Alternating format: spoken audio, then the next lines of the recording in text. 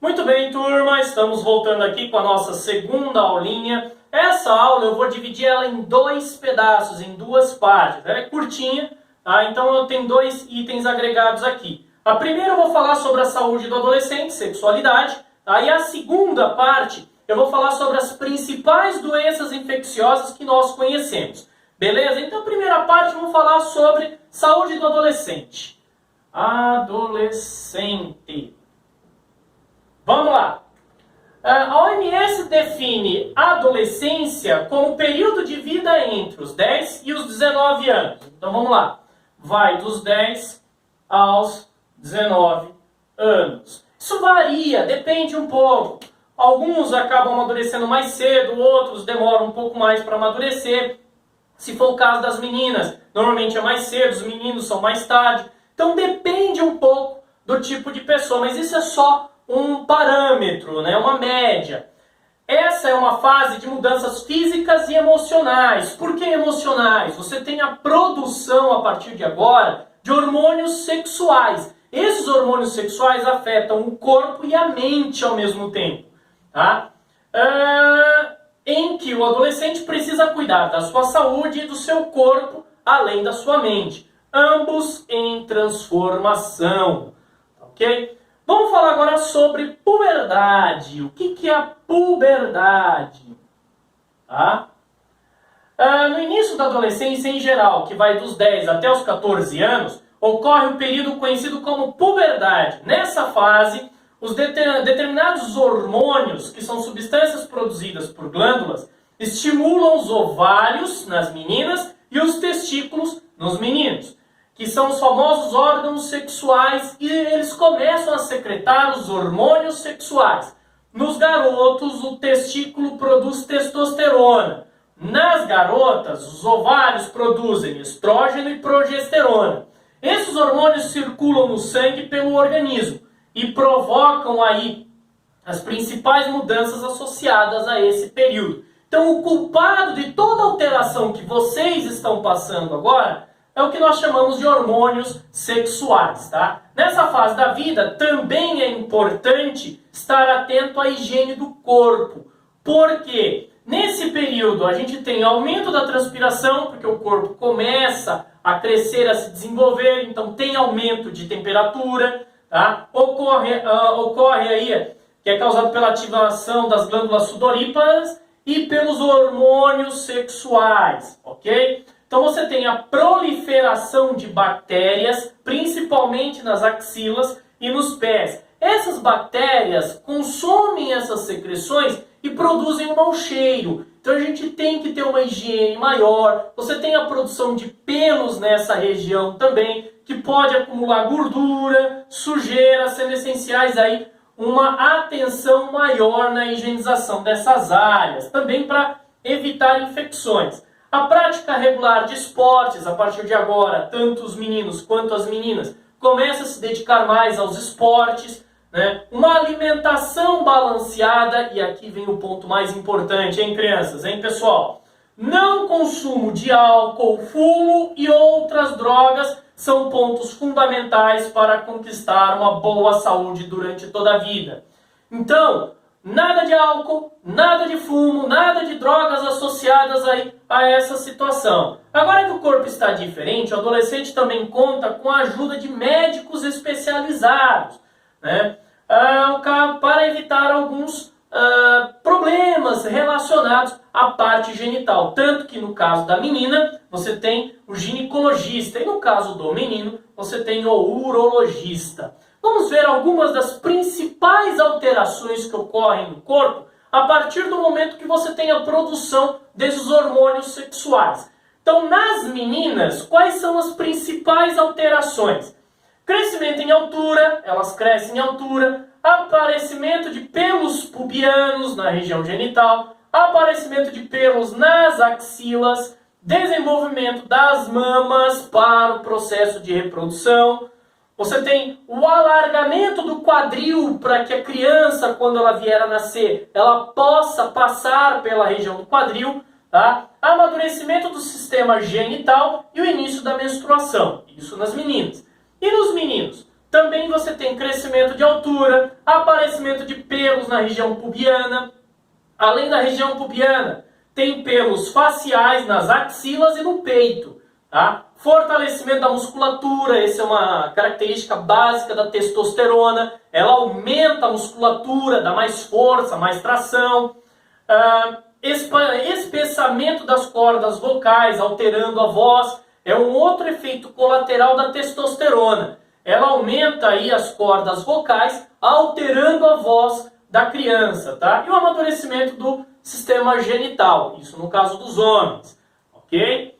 E é claro, cada cultura, cada povo tem a sua forma aí de passar por esse processo de amadurecimento. No caso das culturas indígenas brasileiras, a gente tem rituais de passagem, onde os meninos acabam passando por testes emocionais, testes físicos, e normalmente culmina com a vida adulta e o casamento, e as meninas acabam sendo reclusas dentro da família, onde escutam histórias para manter as tradições, os valores. Isso são rituais que você tem nas culturas antigas indígenas brasileiras, tá bom? Cada cultura no planeta tem o seu período aí, tem o seu ritual de passagem, vamos dizer assim, ok?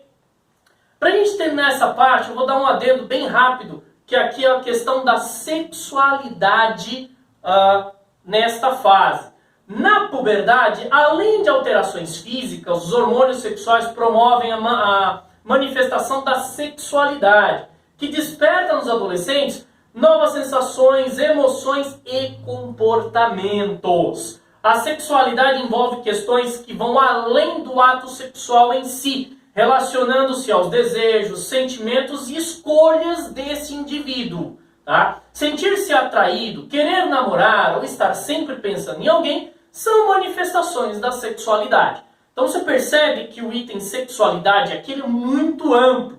A formação de laços afetivos, a descoberta de novas formas de carinho e de confiança, o cuidado e o respeito para com os outros e consigo mesmo, também são aspectos relacionados à manifestação da sexualidade. A fonte de inúmeros conflitos pessoais e interpessoais, porque neste momento vocês passam por muitas situações. Então, o corpo ele está num turbilhão de hormônios com várias alterações, vários desejos, várias vontades. Você começa a perceber o sim e o não, o que pode, o que não pode. Então, tudo isso acaba afetando a vida dos indivíduos. Por isso é importante estudar com atenção as questões biológicas e sociais que influenciam as experiências afetivas. O comportamento sexual, a reprodução, que no caso é a gravidez na espécie humana, e o seu planejamento, assim como as questões ligadas à manutenção da saúde. O início da vida sexual é algo muito sério, de modo que, para ser agradável e segura, a primeira relação sexual deve acontecer apenas quando a pessoa se sentir realmente preparada. Isso tanto para o menino quanto para a menina. Quando ele se sentir preparado para isso, mas aí ele tem que passar por uma série de situações que vão prepará-lo lá para frente. E aí ele determina o momento em que ele pode iniciar essa vida sexual. Respeitar o próprio ritmo e não se deixar influenciar pelo que os outros falam, que é o mais importante, é fundamental para a saúde. Pois nessa fase todo mundo tem medos e inseguranças, mesmo que não expresse. Vou repetir essa parte, olha. Todo mundo tem medos e inseguranças. Todo mundo tem medos e inseguranças, mesmo que acabe não expressando. Beleza, pessoal? Bom, agora vamos falar um pouquinho, vamos dar uma saidinha para a gente falar um pouquinho sobre os principais tipos de doenças conhecidas, tá? Que podem assolar a vida do ser humano. Isso daqui a gente está falando de doenças generalizadas, né? Vamos lá. Principais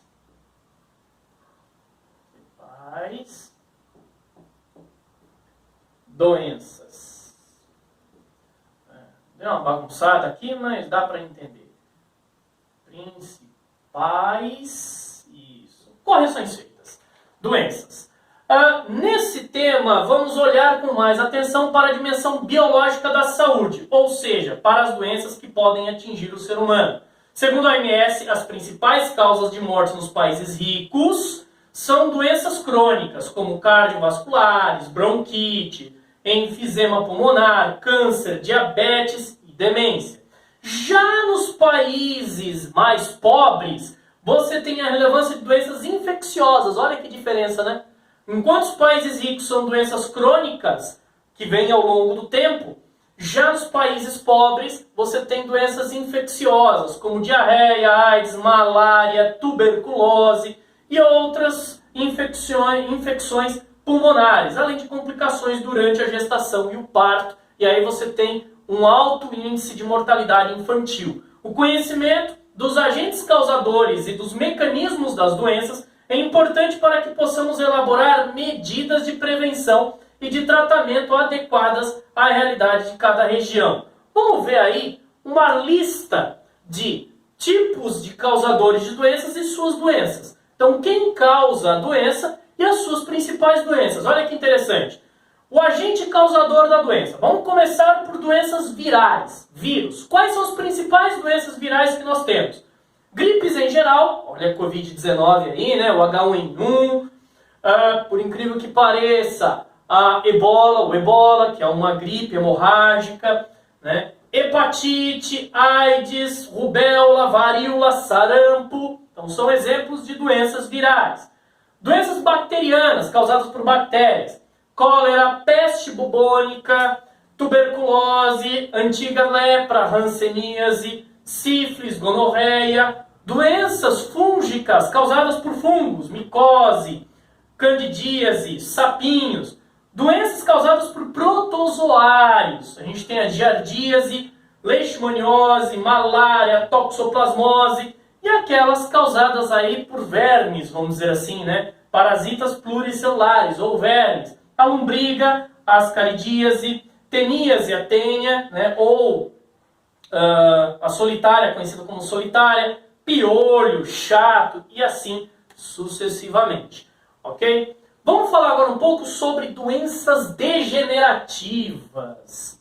Doenças degenerativas. E aí a gente vai para alguns tipos de doenças, né? Aquelas eram doenças infecciosas, essas são degenerativas. São aquelas em que a função ou a estrutura de um órgão ou tecido é deteriorada ao longo do tempo e podem afetar qualquer um dos nossos sistemas. As causas podem estar relacionadas com hábitos de vida inadequados, como tabagismo, má alimentação. Tabagismo é o fumo, tá? Cigarro. Alimentação e a exposição a estresse prolongado.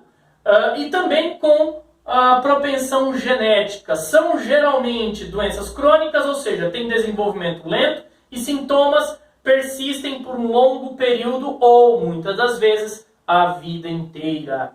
O tratamento, quando existe, pode ser demorado. Para muitas delas, não há cura. Tá? São, em sua maioria, doenças que aparecem ou são mais frequentes em indivíduos com mais idade, acima de 60 anos. Olha que interessante. Em 1800, a expectativa de vida nos países, em todos os países do mundo, era de 40 anos. Então, em 1800, uma pessoa vivia em média 40 anos. Hoje, nos últimos 200 anos, né, hoje em dia, 71 anos, né, que é a média mundial dada em 2013, foi aquele texto que a gente falou no comecinho das nossas aulas, tá? O aumento da expectativa de vida das populações resulta do aumento da incidência de algumas dessas doenças, como câncer, aterosclerose, osteoporose, mal de Alzheimer e outras formas de demência. Vamos ver um pouquinho agora sobre doenças ocupacionais, né? Doenças ocupacionais. O que é isso? São aquelas doenças que a gente acaba tendo, lesões causadas por repetição de movimento ou muitas das vezes pelo trabalho que a gente realiza. Dependendo do trabalho que você tem, você acaba forçando partes do corpo que podem se lesionar com o passar do tempo. Tá? Ou posturas inadequadas também. Podem ocorrer em alguns tipos de trabalho que apresentam fatores de riscos. Alguns exemplos são perda auditiva induzida por ruído. Então, quando você trabalha num lugar onde tem muito barulho, você pode ir perdendo a sua capacidade auditiva ao longo do tempo. Tá? Intoxicações causadas por exposições a agentes químicos, biológicos ou radioativos.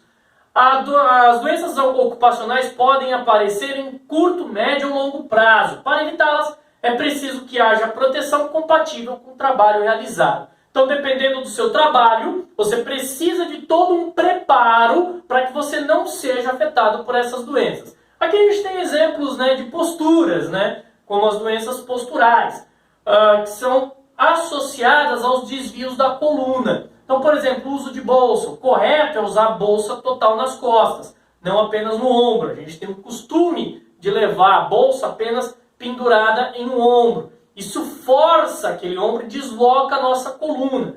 Tá? Sentar, a postura correta de sentar. Sentar-se sempre com a coluna reta. Normalmente a gente se senta arqueado. Isso daí também dá problemas aí no desenvolvimento da coluna. E aí a gente tem as doenças carenciais, né? Vamos lá. Doenças carenciais.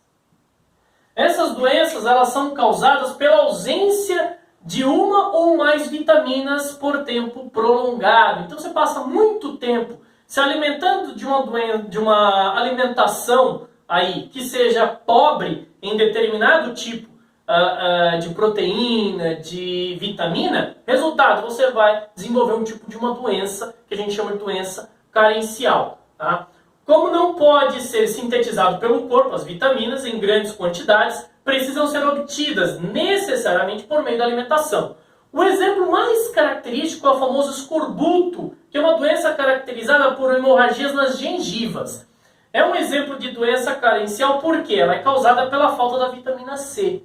Tá? Essa doença era comum na época das grandes navegações. Os marinheiros passavam muitos dias, até meses no mar e não consumiam vegetais. Né? Resultado, eles tinham as gengivas apodrecidas e perdiam os dentes. Quando se alimentavam de frutas, eles acabavam ganhando vigor novamente e acabavam aí se curando de certas doenças por falta de alimentos ricos em vitaminas. Tá? E por fim, as doenças causadas por toxinas ambientais. São resultantes da exposição de toxinas ambientais aí, como agrotóxicos e pesticidas utilizados na plantação para o controle de pragas. Grandes plantações, para manter essas plantações, o pessoal acaba usando aí veneno, que são os famosos agrotóxicos. E aí as pessoas que trabalham com esses agrotóxicos acabam se expondo a ele. Você tem várias alterações, né? Como por exemplo, vômito, diarreia, problemas musculares, alterações de pressão arterial e até mesmo confusão mental. A queima incompleta de combustíveis fósseis também,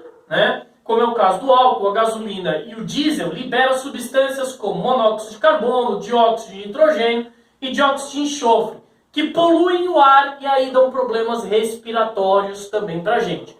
Outro exemplo de infecção causada por toxinas ambientais, metais pesados, né? Como é o caso do mercúrio e o chumbo, principalmente em regiões onde você tem mineradoras.